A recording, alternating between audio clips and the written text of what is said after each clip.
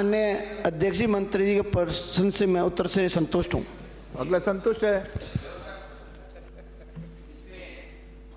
जाति मंत्री जी ने ये जवाब दिया है कि हमारे विभाग ये अभी का ये एक मिनट एक व्यवस्था तो पूछो। व्यवस्था का प्रश्न मैं उत्तर दे रहा हूँ ना, एक मिनट फिर आपसे। हमें ही पता है भगवान पहन के आए हो आप में जोश माननीय है। सदस्य आपस में मैं कह रहा हूँ जनजाति माननीय मंत्री जी के जवाब से अध्यक्ष महोदय मैं संतुष्ट हूँ पूर्ण रूप से। जब माननीय सदस्य संतुष्ट है तो फिर अगला प्रश्न आप बोलने तो दो। मैं मुद्दे की बात ये व्यवस्था का नहीं हुआ ना कि जनजाति मंत्री जी ने जवाब दिया कि मेरे विभाग में नहीं है, पशुपालन विभाग में है। तो ये जवाब पशुपालन विभाग के मंत्री ये के द्वारा प्रश्न दिया जाना आगे होता है। फिर अगला प्रश्न ये सरकार का जवाब है। आपको किसने कहा यार? आपको किसने कहा? आप बैठिए, आपके संसदीय, अरे आपके संसदीय मंत्री खड़े हैं ना, ऐसा थोड़ी हर प्रश्न में हम बोलेंगे आपके मंत्री तय है तो ये उसको मैं रखा में बैठा ना। अरे मैं बैठा रहूं ना, बैठिए। अगला प्रश्न हो गया जवाब कांति प्रसाद पूछे। बैठिए, अरे बैठिए, हो गया उत्तर, हो गया अध्यक्ष संतुष्ट महोदय, हो गया। मेरे पास प्रश्न का उत्तर आ गया है।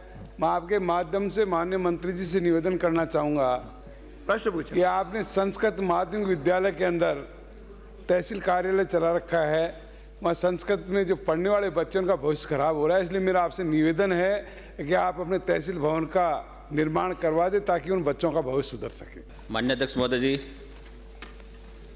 जी नहीं, सरकार द्वारा जनजाति वर्ग के पशुपालकों को पशुधन खरीदने एवं पशुधन के रखरखाव हेतु टिन शेड निर्माण के लिए जनजाति क्षेत्रीय विकास विभाग द्वारा नियम प्रावधान बनाकर आर्थिक स्वीकृति देने का वर्तमान में कोई योजना विभाग में संचालित नहीं है।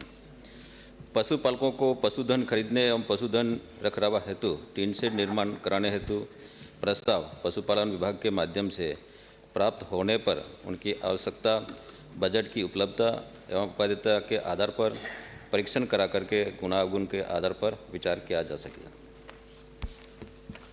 पूरक प्रश्न है।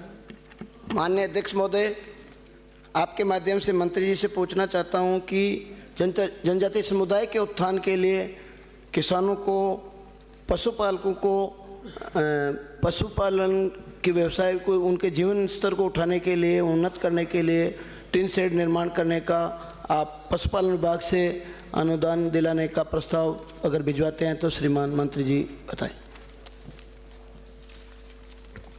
माननीय अध्यक्ष महोदय जी, माननीय सदस्य की चिंता सही है।